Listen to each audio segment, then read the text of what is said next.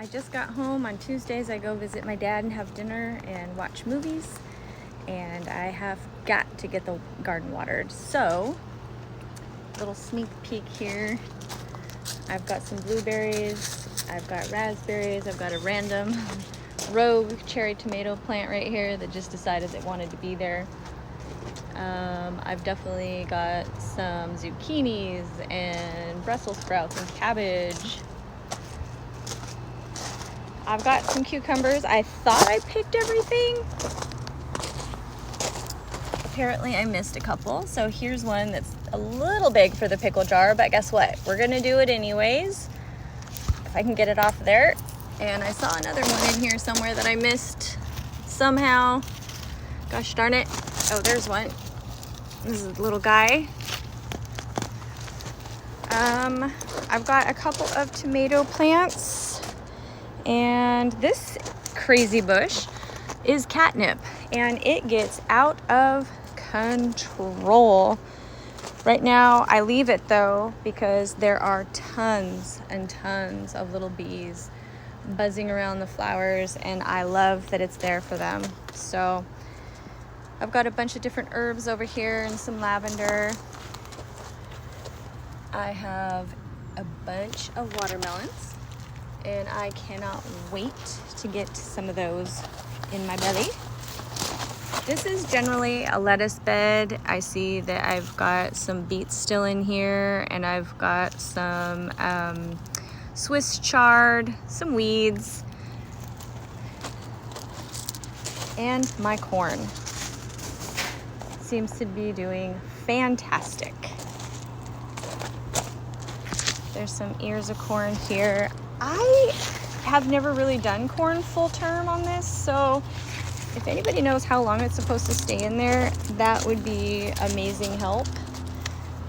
I have just not had success with corn. And then, oh, hi Nala. Hi Nala. So if you could put it in the comments, how long from the time you have the sprout about 6 inches tall and you actually transfer into the dirt. I mean, they seem full size. I'm just afraid if I pull this back. So any advice on the corn would be awesome. Like, I should have researched it, but I was in a hurry. I put it in there. It's doing amazing. I mean, it's like up here ready to go. It could be done. I don't know. I've got some wild Oregon grapes. I have been very busy. I work 10 hours a day at my regular job. I thankfully have Friday, Saturday, Sundays off now, so I can go fishing. And during hunting season, that'll be amazing. I'm super excited for that. But I haven't come out enough. I tried to cover these up because obviously there's the slugs and there's some moths getting in here, and they just, from what I know, in my experience having my garden over the last probably 4 years, kind of off and on a fairly small scale. Now I feel like I'm actually kind of doing a bigger garden. The broccolis, cauliflowers, the Brussels sprouts, all those things, obviously they're cool weather plants, and right now it's like 80s, so they're just roasting. So that's why I tried to put this kind of 70% shade cover over the majority, and they're actually doing pretty good. I have not been doing very good on pest control, so it's my own fault that they're being eaten right now. But my raspberries are just, let me flip this around. They're supposed to be in here, and they started to migrate out, which I thought was great at first. So I tied them up a little bit, and now they're just everywhere. So I'll have to cut these back a bit. But I love raspberries, so I figured why not, right? And my little blueberry plants are not that big this year. They're kind of scrawny. I don't know what I did or didn't do. So any advice you have, let me know. Again, put it in the comments. I would love advice. I'm not a professional gardener, not by any means, but I think I'm doing all right for kind of just amateur, do-it-yourself, learn as you go, and watch YouTube, of course.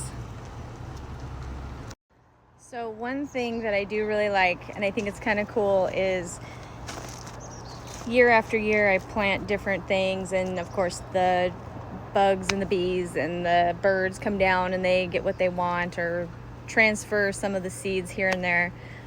So this year, for the first time, it's usually just the tomato plants, so I thought that was kind of weird. I am pretty sure it's, well, it could be a number of things.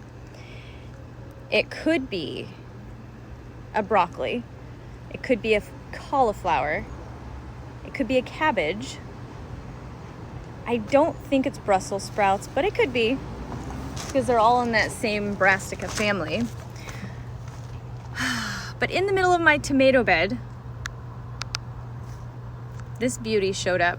Just random, and I could have pulled it, but you know what? I like these rogue plants sometimes.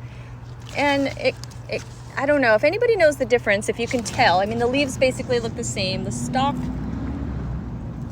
I don't know. It kind of has the center, maybe like a broccoli or maybe a cabbage. So if anybody knows, let me know. I mean, it's a surprise. I love surprise veggies. I'm gonna eat it no matter what. Yeah, I love it. I love surprises in my garden. As long as it's not like 52 different cherry tomato plants, because that's usually what it is. So anyways, this is me. This is my garden. It's been pretty hot, but normally I would have not let my snap peas die. That was my fault. They would grow up on this side. The cucumbers I have grow up on another side. And then sometimes I'll plant green beans over here and let it grow, but I decided to do the corn and the kale in there. And then I love to do cantaloupe over here, but I didn't do cantaloupe, so this side is just kind of empty. And since it's just me, this is a lot, so I share a ton with my neighbors and people at work and my family. So if anybody has any ideas, I am more than happy to hear them. Drop them in the comments. And thanks for coming with me to Mary's garden.